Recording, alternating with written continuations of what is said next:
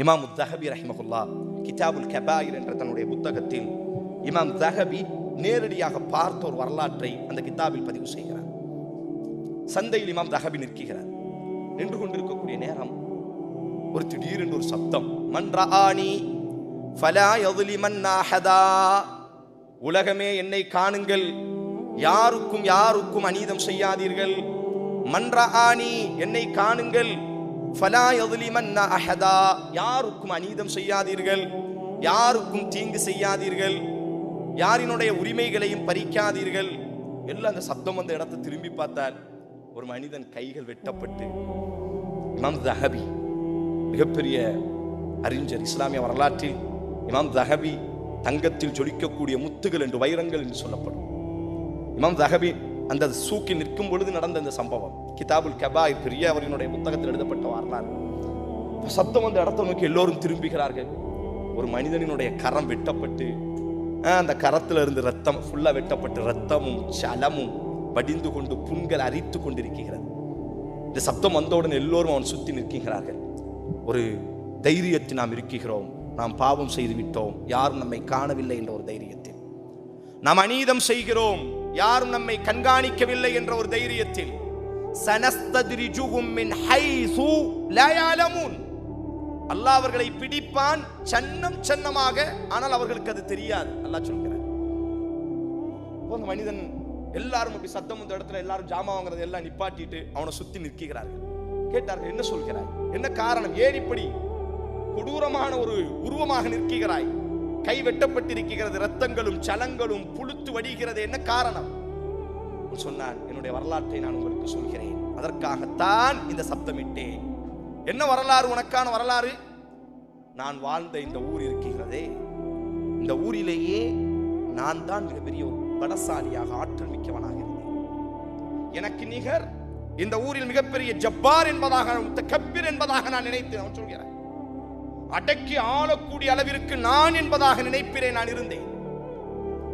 என்னை கண்டு எல்லோரும் பயப்படக்கூடிய அளவிற்கு ஊரினுடைய மிகப்பெரிய ஒரு முக்கியஸ்தர் நான். அதற்கு தோதுவாக அல்லாஹ் எனக்கு உடல் ஆரோக்கியத்தையும் அல்லாஹ் எனக்கு கொடுத்திருந்தார். யார் எனது உடலை பார்த்தாலும் என்னுடைய அந்த கம்பீரத்தை பார்த்து பயப்படுவார்கள், அந்த அளவிற்கு நான் வலுமிக்கவனாக இருந்தேன். ஒரு நாள் எனது வீட்டில் நான் உறங்கிக் கொண்டிருக்கும் பொழுது எனது மனைவி என்னை எழுப்பினார். மதிய வேலைக்கு உண்பதற்கு உணவுகள் இல்லை, ஏதேனும் ஒரு சூக்குகளுக்கு சென்று நீங்கள் ஜாமான்களை வாங்கிவிட்டு வாருங்கள் என்று என்னை எழுப்பினார். நான் வெளியே வந்தேன், கடற்கரைக்கு சென்றேன். மீன்கள் அனைத்தும் விற்று தீர்ந்து விட்டது. எங்கு நோக்கியும் மதிய உணவுக்கான உணவுகள் இல்லை.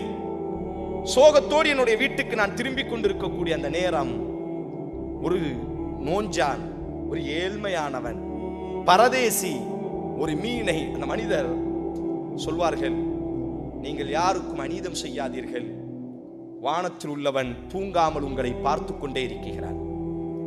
நீங்கள் அநீதம் செய்தவர்கள் உறங்கிவிடலாம். தௌபாவினுடைய ஆக கடைசி ஒரு நிபந்தனை, நாம் யாருக்கு அநீதம் செய்தோமோ அவர்களிடத்திலே போய் நாம் சரணடைய வேண்டும். அப்ப அந்த மனிதர் சொல்றாரு, அந்த நோஞ்சான், அந்த ஒல்லியா இருக்கக்கூடிய அந்த சின்னவன், தன்னுடைய அந்த கை இருக்கல்லவா, அந்த விரல்ல ஒரு மீனை மாட்டிக்கொண்டு நடந்து சென்று கொண்டிருந்தான். அவனை நான் நிப்பாட்டினேன். தாவியா ஷாபா, வாலிபனை வாடா. உடனே முன்னால் வந்து நின்றான். சொங்கியாக பணிந்து நின்றான். என்னுடைய உடலை பார்த்தவுடன் என்னுடைய அந்த கம்பீரம் அவனுக்கு தெரியும், என்னுடைய பலம் அவனுக்கு தெரியும். நான் இடத்தில் கேட்டேன், இந்த மீனை எனக்கு நீ தர வேண்டும் என்று கேட்டேன். அப்பொழுது அவன் சொன்னான், கடற்கரையில் மீன்களை கப்பலில் இருந்து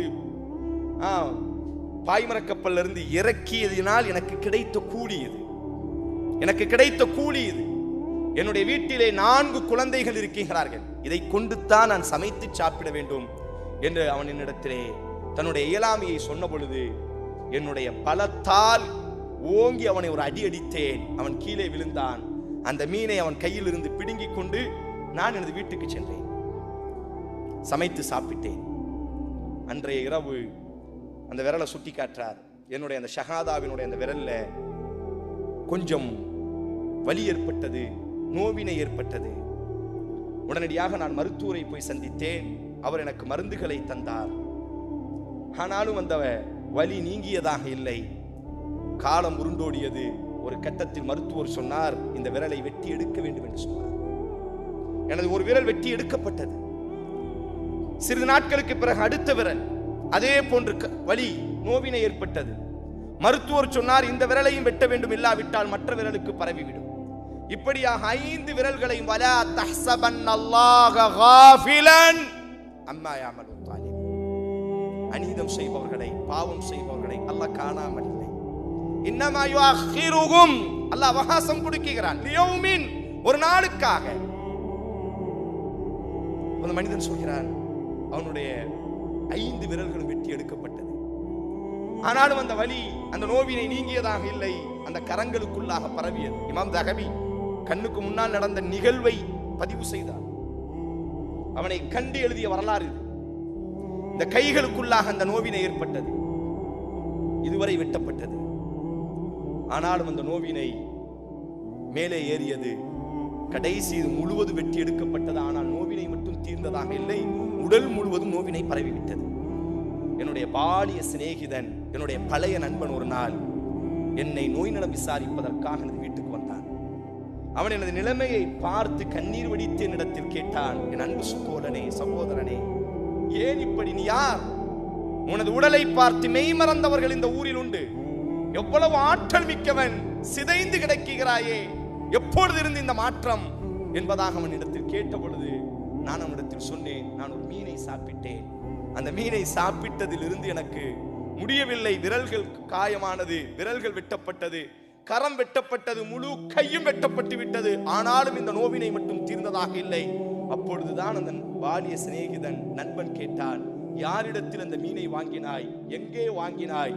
அப்பொழுதுதான் அவனுடைய தலையில் கொட்டுகிறது, ஆம், அந்த மீனை ஒரு நோஞ்சான், ஒரு பலகீனமானவன் அந்த மீனை தனது குடும்பத்திற்காக எடுத்துச் சென்ற பொழுது நான் அவனினுடைய கரத்தில் இருந்து பிடுங்கி அவனை நோவினைப்படுத்தி நான் அந்த மீனை வாங்கிட்டு வந்தேன். அன்றைய தினத்திலிருந்து நான் இந்த காயங்களையும் கஷ்டங்களையும் அனுபவிக்கிறேன்.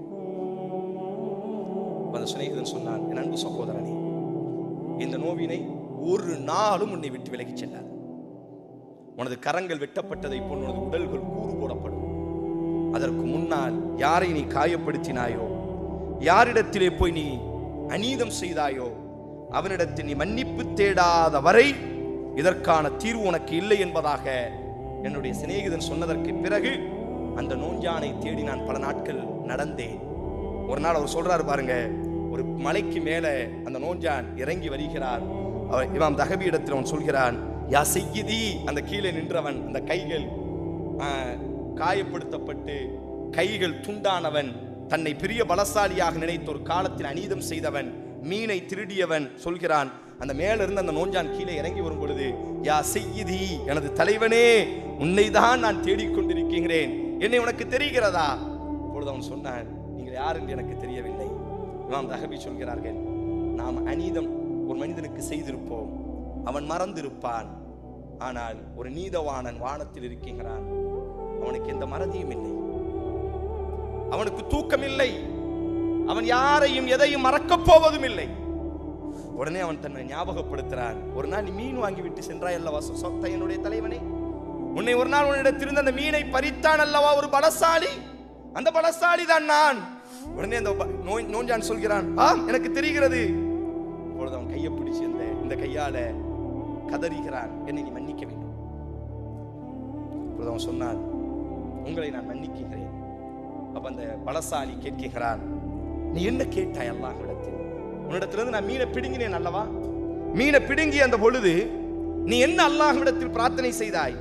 அல்லாஹும்ம ஹாதா கபியுன் அலா பிகுவத்திஹி அலா ضعفி வஅخذ மின்னி மா ரஸக்தனி ظلمன் ஃபஅரினி ஃபீஹி குத்ரத்துக். அல்லாஹ்வே, ஊரிலே இவன் மிகப்பெரிய பலசாலி என்பதாக இவன் நினைத்துக் கொண்டிருக்கிறான். அவனினுடைய பலத்தால், என்னுடைய பலகீனத்தால் அவனினுடைய பலத்தை என்னிடத்திலே அவன் காட்டிவிட்டான். ஆனால் நீ தான் காதிர் என்பதாக நான் நம்பிக்கொண்டிருக்கிறேன். உன்னுடைய பலத்தை அவனிடத்திலே நான் காண வேண்டும்.